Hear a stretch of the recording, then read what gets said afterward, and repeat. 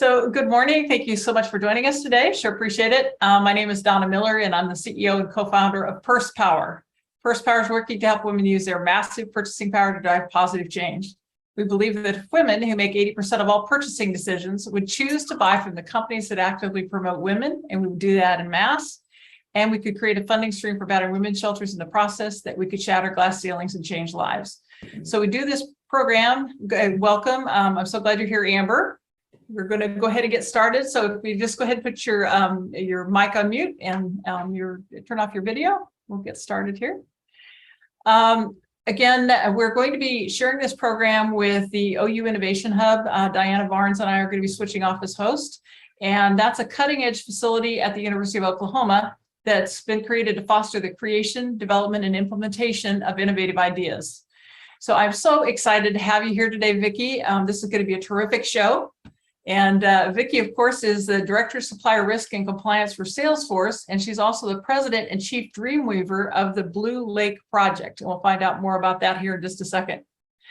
We are in meeting format today. We are taping the program. You can watch our programs on our website at pursepower.com, the Let's Share the Journey tab.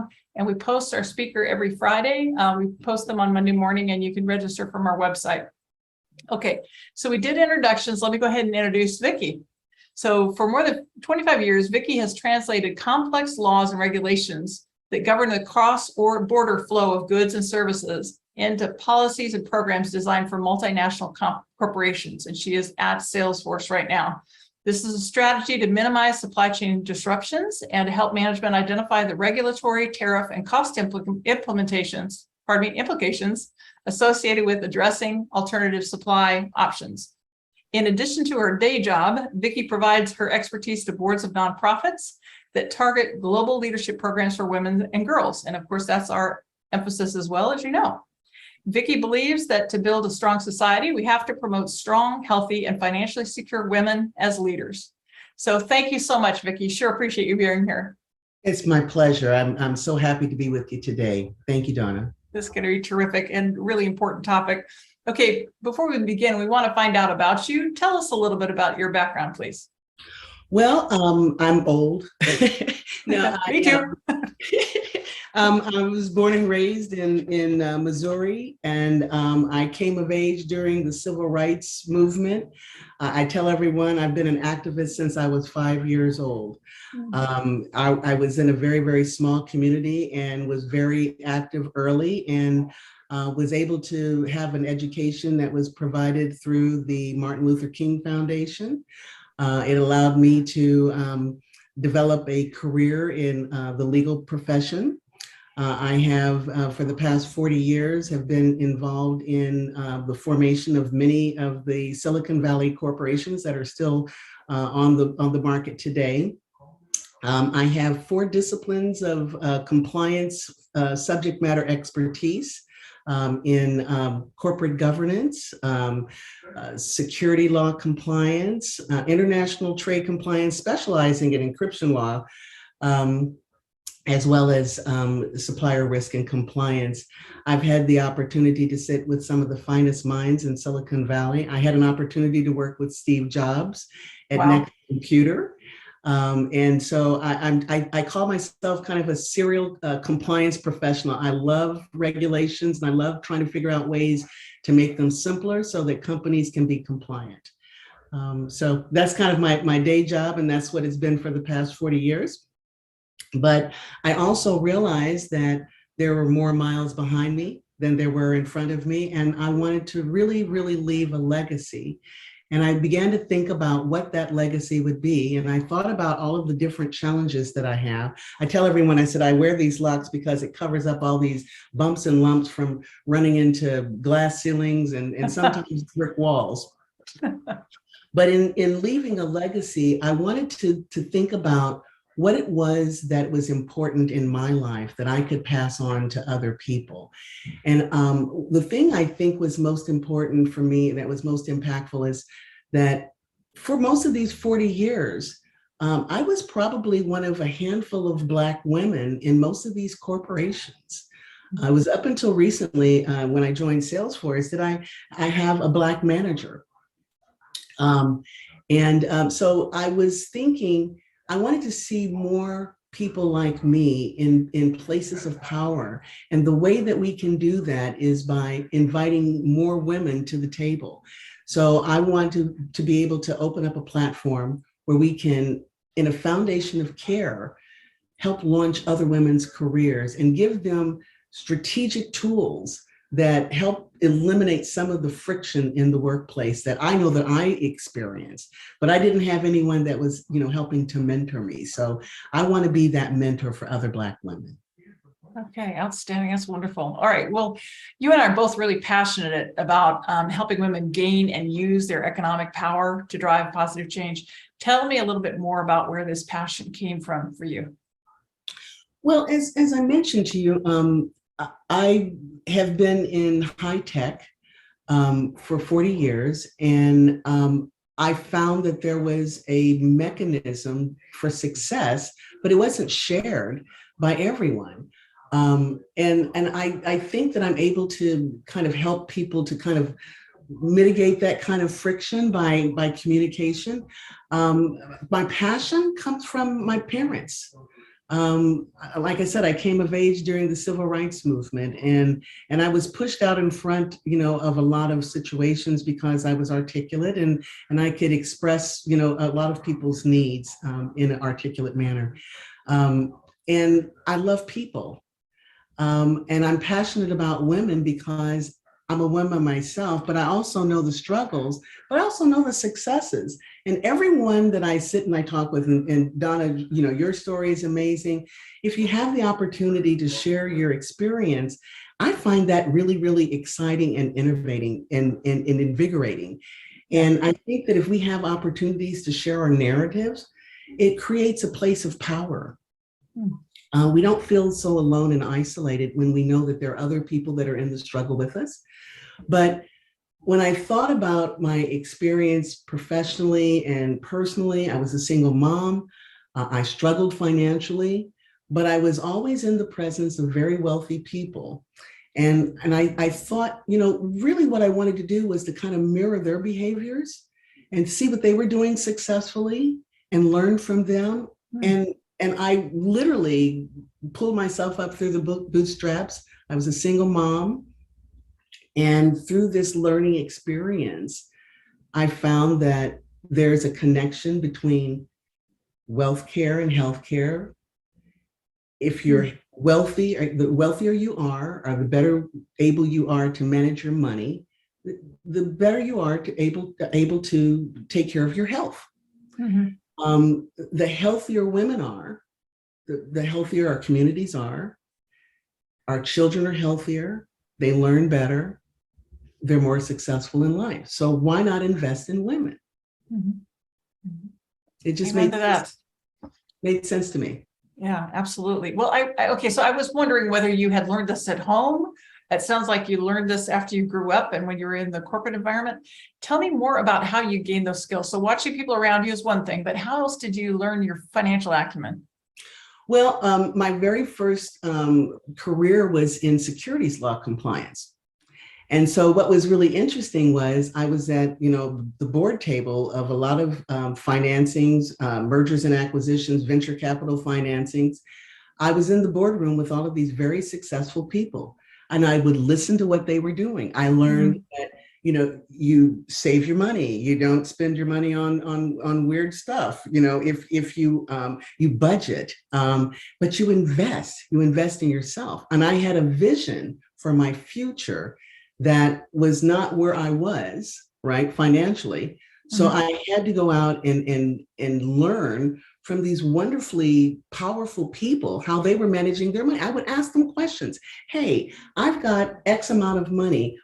Here's my situation. What would you do with it? And I found that people were very, very willing to share their financial, power with me by telling me, well, here's what you should do.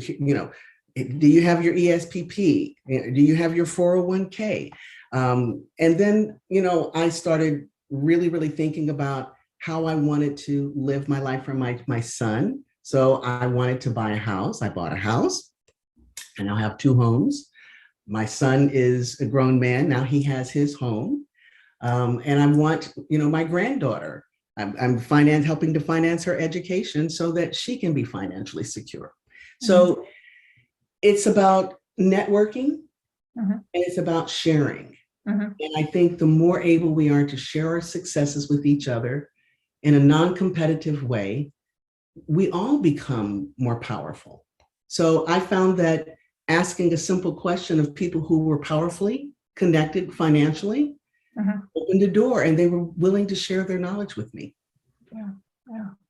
And I want to put in a plug for Nan McKay. Nan who normally attends the program, and she rebroadcasts ours on her program, Trailblazers Impact. She just wrote a book called Gold in the Golden Years that is also about women of a certain age, which many of us are, on how we do it too at this point. Okay. All right. Let's see here. Tell us some more about your philosophies around money management. Well, one of the things that I think is really important to know, and I think we're finally getting our arms around it, is that there is a feminine approach to money management. And I say that because there is a female economy. And with that female economy, we need to learn about what it is that we're doing well, and we need to share that information. But what we do well, I think, makes us better investors. When I think women do more research around their investments, they're better at matching their vision with their goals. Women trade less and are calmer during upheavals, which is really, really interesting. And we found that, statistically, female investors hold up better than their portfolios hold up better than men, strangely enough. And women investors outpace their male peers by probably close to 0.5%. So what is that? I was thinking, how is that? And why does that happen? And I think it's because women approach risk differently. I think it's a difference between sluggers and hitters. I think men have a tendency to want to hit that home run. And I think women are happy to have a single or a double, right? If you want to use the sports analogy, and forgive me.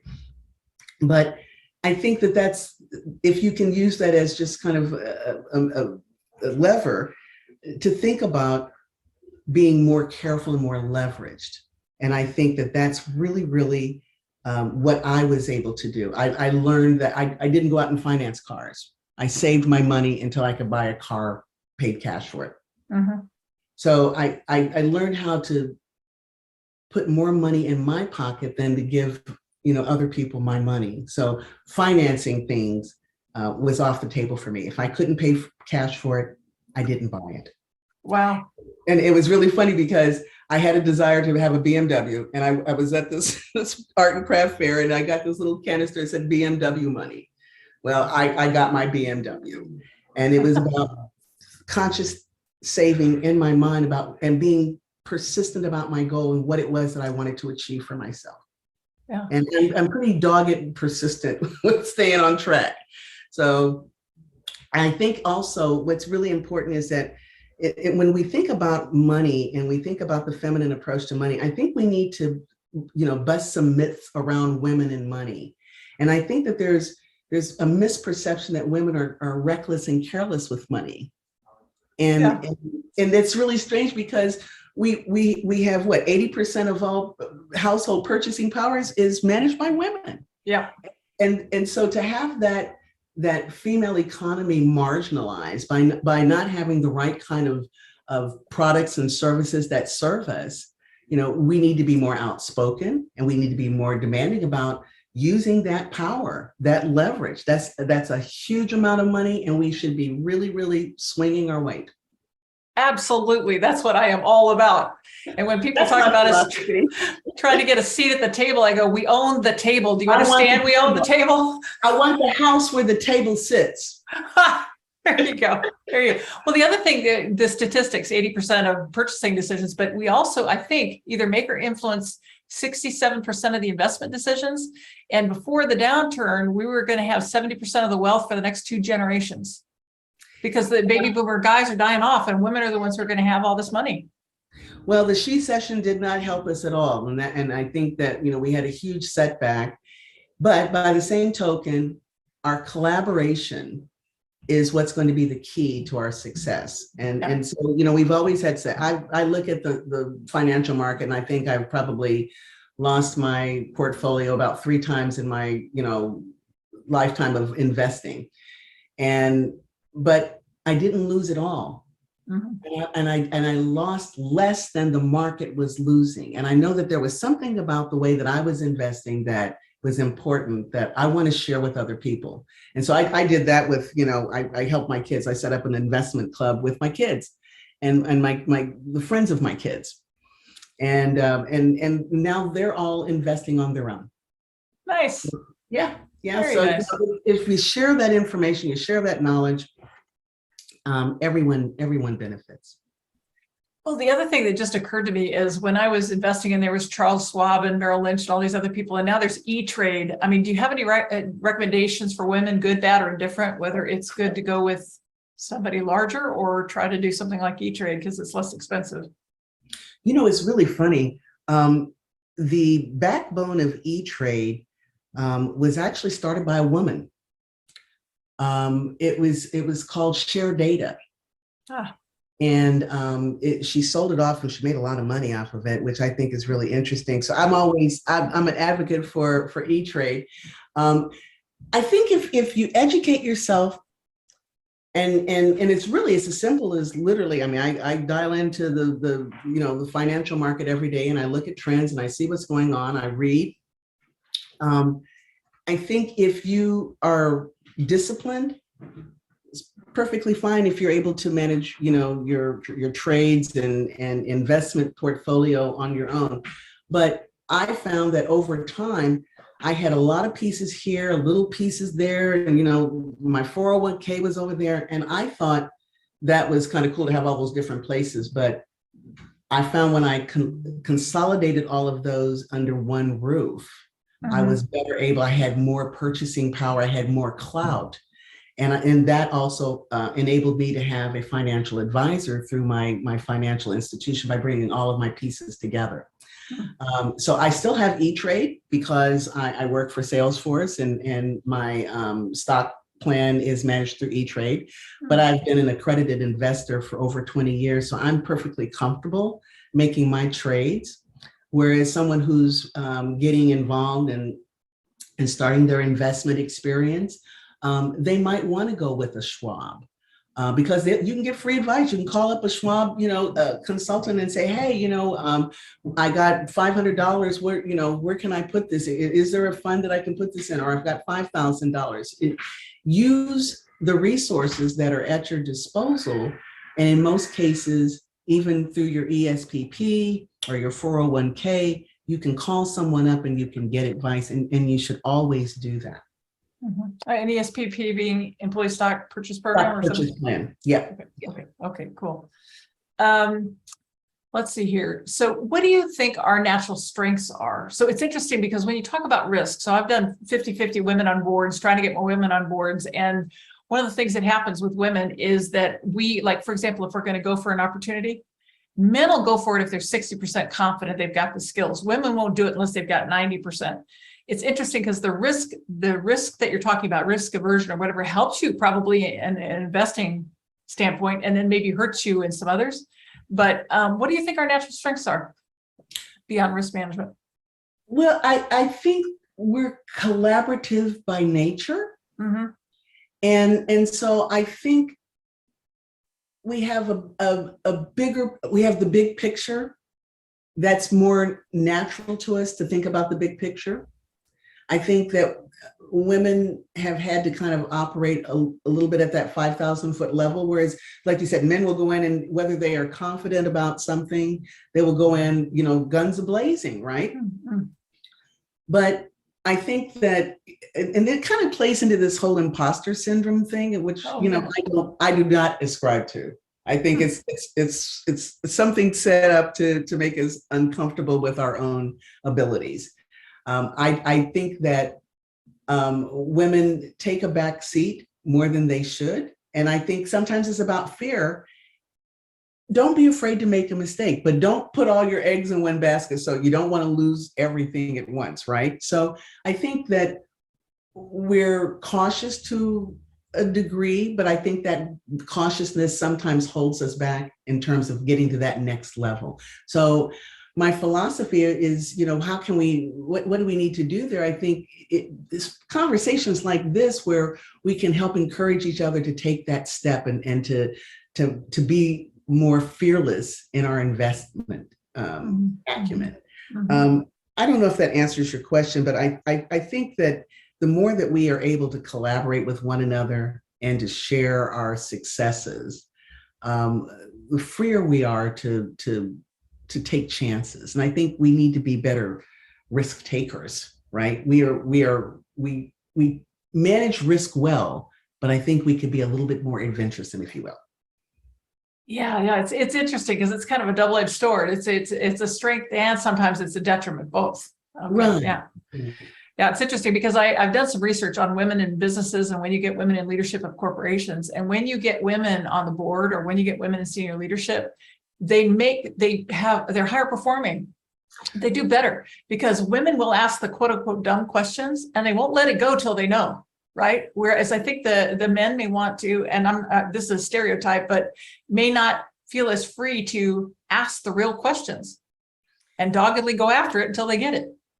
You hear a lot about soft skills, right? Asking the questions, being good listeners, right? But I think we've also seen the benefit of having women in business, and we've also found that it's good business to have women in business. But the more women leaders you see, the more comfortable people will be in seeing women as leaders. So it's we have to kind of push and pull at the same time, right? Yep. And I think also we need to hold men more accountable. And I think, women on boards, that was really important.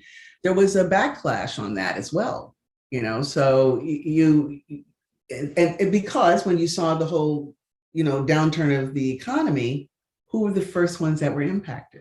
Were women, right? The economy did not support women during the downturn. So we're kind of in catch-up mode, but I think that there's an opportunity to continue to press on those kinds of initiatives. I know that we had some setbacks from a legislative perspective in terms of whether that was legal, right? But I don't think we can stop.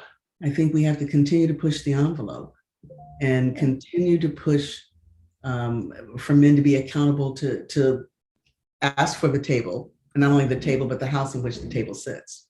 And if we can't get to that table, then we should build our own house and build our own. That's where I'm at. That's what First Power was about. We don't have to ask anybody. We already have it. We got the First Power. There was an old song back in the 70s. I don't want nobody to give me nothing. Open the door. I'll get it myself. Yeah. And I don't know how badly the She Session has impacted us. I really have not. I'm not aware of those numbers. Do you know? I mean, I know a lot of women left the workforce. Well, I don't know what happened. Go ahead. Well, one, a lot of the industries that were impacted were retail, entertainment, restaurant, and there were a lot of women were employed. Sure. A lot of women came home, so the daycare facilities, which are typically run by women, those suffered tremendously, right? And then the women typically had to stay home to take care of the children, right? Because childcare is primarily, a woman's role. In our domain, yeah. And even, as progressive a society as the US is, it's still women are the primary caretakers. So women ended up having to leave the workforce and are not getting back into the workforce as quickly as we would like. So I think that we have to really find opportunities that we can collaborate and share opportunities where we can get more women back into the workforce. Well, and it's interesting. So I want to look at the data because I think a lot of women are doing their own thing. A lot of women are starting their own companies. They're just saying, forget it. I don't want to play that way. I'm going to start my own company. There was the Great Resignation and the Great Migration. And that's the other piece too, is I know a lot of women who just said, I'm just not doing it anymore. or I'm going to go and start my own business, which is really kind of what, I kind of gravitated to with the Blue Lake Project. Was I wanted to find some opportunities where we could, kind of move out of what I'm saying was, I hear a lot of people, lamenting on their station and what's gone wrong with the economy. And I'm like, let's get out of the trauma bonding into our power building. And in many cases, I think that we've been distracted by a narrative around scarcity. And so with scarcity comes competition. And so I want to get out of that whole scarcity mindset into abundant living, and get out of competition and into collaboration. And I think that this is where, we need to be able to create what I'm saying is a brave space for women to create their own narratives around how they want to live their lives. And I think that there's a nexus between wealth care, health care, and life care. And so my Blue Lake Project is a collaboration zone where we're bringing Black women together to kind of bust those myths, break down those silos, and create opportunities where we can collaborate in a non-competitive environment. I think that's the key. It's interesting because in my world, women are very, very collaborative. They really help each other out a lot. But I remember when I was in corporate America, and it wasn't that way all the time. I hope that that's changing. Do you feel like that's changing?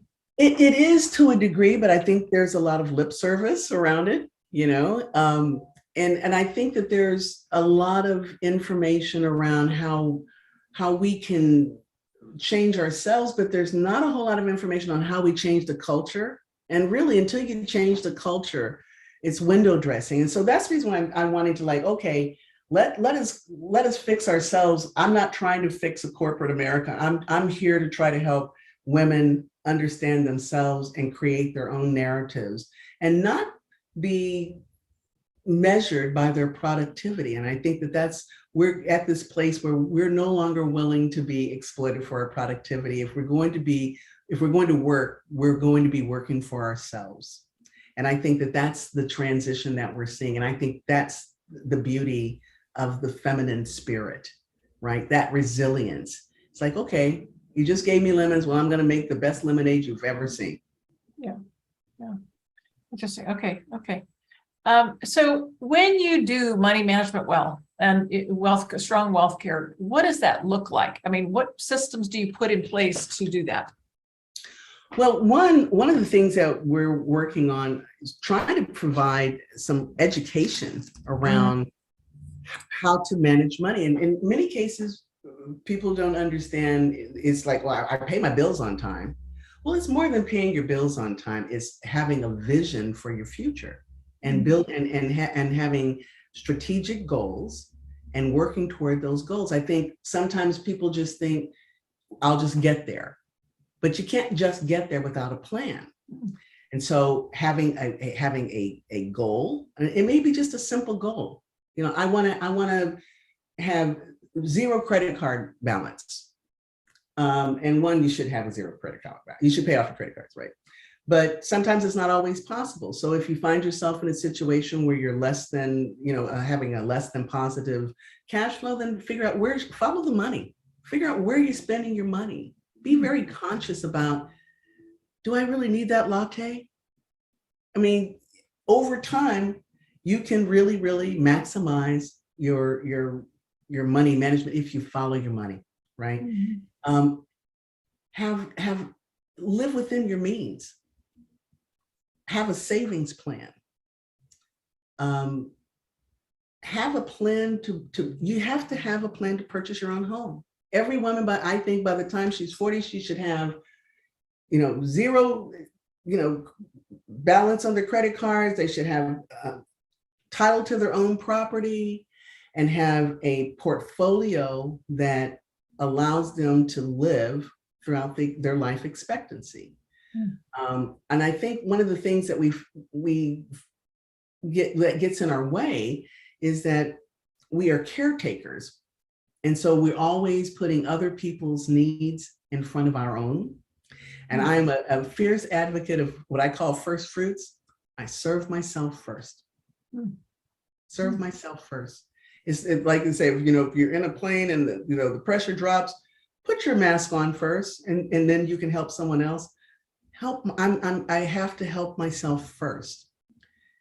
Then I can help someone else. But it's also, I think it's my duty to share my knowledge with other people so that they can be successful too. Yeah. Oh, very good. It's what was occurring to me as you were talking, is I was thinking, okay, there's probably a lot of people trying to recover right now. I mean, I think that people's finances may be in shambles given the last couple of years, and I'm wondering the best recommendations you have for recovering. Well, I think that you have to have take a conservative approach. Start small. Have a reserve. I think what we ended up, if you were lucky and you had some reserves, you were able to kind of weather the downturn. And obviously, if you were unemployed during that time and you had to live off of your reserves were low. So start rebuilding your reserves. If you can start your own business, see if you can seek out investors that will support your ideas. One, there are a lot more wealthy women in the world today than there were when I came up. And I think that we need to be connecting with each other to try to share our resources with each other. I try to say yes to women when they call and ask me for support. And I think that if we can adopt the power of yes with each other. Yeah, I like that. Say well, yes.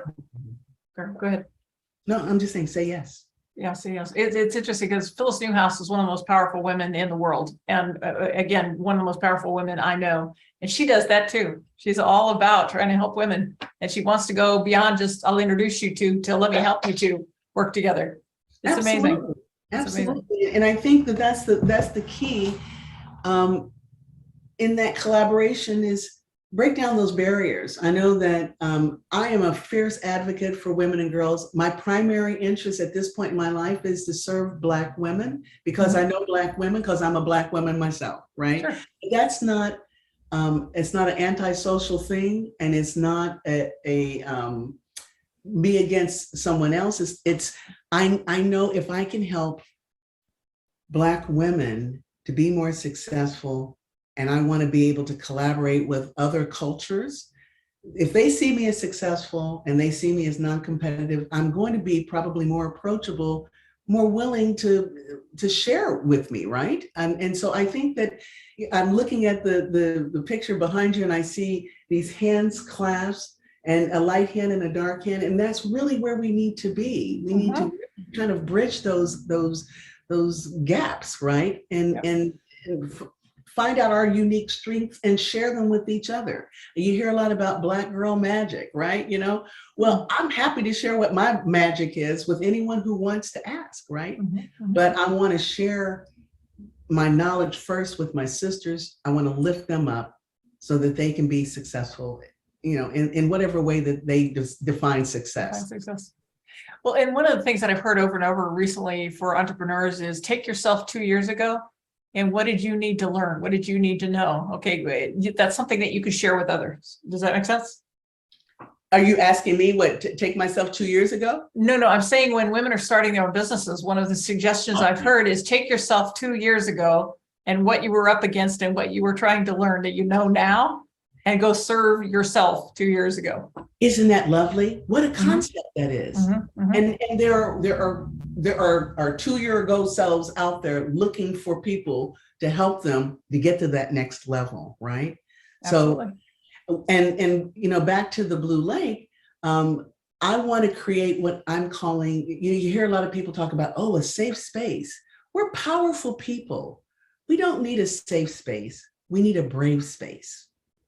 A brave space. A brave space where we create our own narratives, right? Yeah, I like that. We're not defined by any systemic, definition. This is the brave space I want to create. That's where you can have that conversation without intimidation. Yeah, very good. No, I like it. we just need to be, we do need to be open. We do need to be supportive, and it absolutely comes back to you. Okay. Tell us more about the Blue Lake Project. And guys, if you have any questions, would you put them in the chat, please? So tell us more about the Blue Lake Project. Well, the Blue Lake Project came out of a very interesting period of my life. This was pre-pandemic. There was George Floyd's murder. And I had a group of women that I'm with. I'm a member of All Women Venture Capital Fund, and it's with How Women Lead. And I had a group of C-suite women I had invited up to my place in Tahoe. And we had this really aggressive agenda that we were going to, talk about our 5-year plan. And we had all of these powerful women and this great agenda. We never got to the agenda because the moment we all sat down, the agenda became our stories. And I was listening to everyone's stories, and I was listening, and trauma was part of, oh my God, the things I went through, the things I suffered. And I was listening to everyone's story. And I was very, very quiet, and I was purposely not saying anything. And finally, Julie, she says, Vicki, tell us about your journey. And what have you gone through? And I said, well, I could probably say I've gone through everything that everyone here has gone through. But the thing that was most important that I picked was the mentorship and the sponsorship that they had.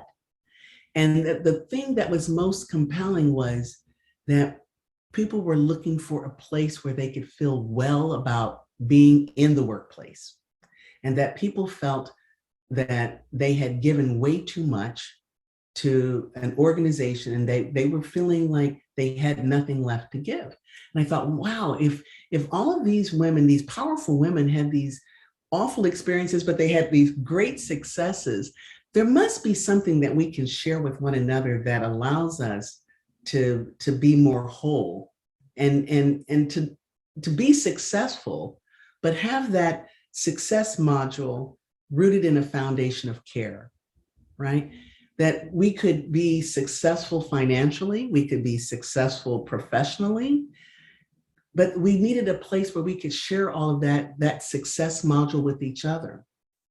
So I began talking with a number of people and finding out that there was this thirst for people, for Black women to have this space to create their own narratives. So we wanted to find curated content that spoke to a Black woman's experience, whether it was professionally, personally, or from a leadership perspective. And so we found that there are all kinds of women who are thirsting for this place to have this dialogue. So I started this nonprofit in 2020. And we have launched our first event this past June, and we had wonderful people. It was a great gathering. We had probably over 100 people from all over the world. We were thinking if we could get people from across the United States to have a conversation about wellness, about wealthcare, healthcare, and life care, that would be a successful event. We ended up having people from the UK, France, Cameroon, Haiti, South Africa. Oh, and wow. And we had people from New York, Texas, Illinois, Kansas, all across the United States. We had a 90-minute program. We were on for 2.5 hours, and we finally had to kick people off because we had to close the event. But that just gave the demonstration that people were really, really interested in sharing their personal stories, and that they were sharing their leadership acumen, and that they wanted to give back, and they wanted to share cross-generationally in this foundation of care. Wow. How did people hear about the event? It was through our own personal networks, LinkedIn, and it was just really just about, just bring your sisters to the conversation. And we ended up having some of the most dynamic discussions with people who were, diplomats. We had Sister Abina Busia. She is the she is from Ghana, and she is in Brazil working on the diplomatic service. And she is wonderful. She ran the African American Studies department at Rutgers University, and she's a poet. And she came and she gifted us with poetry, and it was a beautiful space. And so we're having another deep dive on wellness and recovery from trauma, because a lot of Black women are suffering from trauma. And we have also a module that we're going to be beginning in the first of the year on wealthcare strategies, getting started in rebuilding your portfolios. So that's after the first of the year. Again, we were trying to put some programming together for the summer. As you can see, it's really difficult at this time of the year. So we're kind of going to have a year-end kind of a gala to kind of regather people. And we're going to kick off the first of the year with a wealth care cohort. Nice. Sounds great. Sounds great. Okay, guys, do you have any questions? I was going to go ahead and wrap things up, unless there's something that you'd like to ask. What I normally try to do is I try to get you to say, okay, these are the top 3 things I want you to have learned from me. What are those? 1, having a passion is important, but if you can't share it, it's a lonely place out there. Say yes. If a sister asks you for support, say yes. If a sister who doesn't look like you asks for support, say yes. That we're powerful when we're together, that we need to be more adventuresome in our thinking, that we not only want a seat at the table, we want the table, and we want the house in which the table sits. I like that. That's a new thing you just added to my scenario around that. So we want the house too, not just the table. Okay. And then how about actions you want us to take? What are the top 3 things we should do coming out of here? If there is an opportunity for you to collaborate with a woman of color, and if you have an opportunity to share a success with a woman of color, would you contact me? If you have an opportunity to sit in a brave space with a woman of color, may I invite you to that space? If I asked you to share your resources in investing in Black women, will you share your resources with me? And how can they reach you if people are interested in doing any of that? Could you put your email address or something in the chat? Absolutely, I can. Okay. And also stay tuned for, where is my chat? There we go. For information of bluelakeproject.org is where you can find information. Okay. And you can contact me at Vicky1@gmail.com. Perfect. All right. Well, this has been. How can I help you, Donna? And what can I do? What can I say yes to you for? We've been doing these programs now since the beginning of the pandemic, and I've had some amazing speakers on here. It feels to me like it's kind of a light under the bushel barrel. I mean, we do have people watching the show. We've had up to 1,600 people watch it after the fact. I need to get the word out about this. So one of the things I want people to do is, first of all, please remember we have the purse power. We can use our economic power to drive change. And then please make your friends aware of this program that we do every Friday at 10 Central. And we also do a networking meeting every 4th Friday of the month. So people are interested in connecting with each other. To your point, I mean, it's August, and I know people are scattering 5 different ways from Sunday, but we're going to get back on track. Things are coming up in the fall. I think it's a very interesting time right now in our world. And we need to be there for each other and supporting each other in every way we can. Well, I'd love to support you in any initiative where I can be of help. So please call on me and I'd be happy to be there for you. Okay. Oh, I appreciate it. And I will connect you with the people that I promised. And I know you're going to be great for one another. All right. So I just want to let everybody know that next Friday, I plan to have Cordula Buss or Michelle Brown on the program. And Cordula is in England, and she's an amazing financial consultant also, who's got some background that might be useful to us or will be useful to us. On the 26th, we have our monthly networking session. And then I wanted to tell everybody, here's something else I want to make you aware of. Actually, I really do, Vicki. I am partnering with McLaren Cares to put on a program that is allowing underprivileged, underrepresented people to get on into technology careers that pay $100,000 plus a year. They've had 5,000 people around the world go through it, including women of color, many women of color. They've been placed with Fortune 500 companies at a very high level, Akamai, State Street, Walmart, Walgreens, et cetera. And it's a terrific program. We're looking for companies to partner with on that.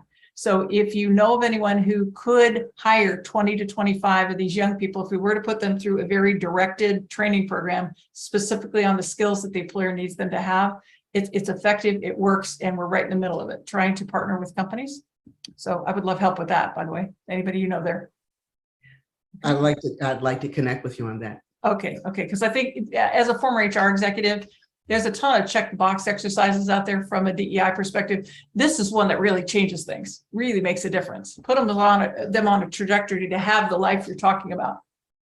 It's about sponsorship. I'm over mentorship. I think this is a great sponsorship opportunity that actually will do some good in the world. So I'm grateful for you.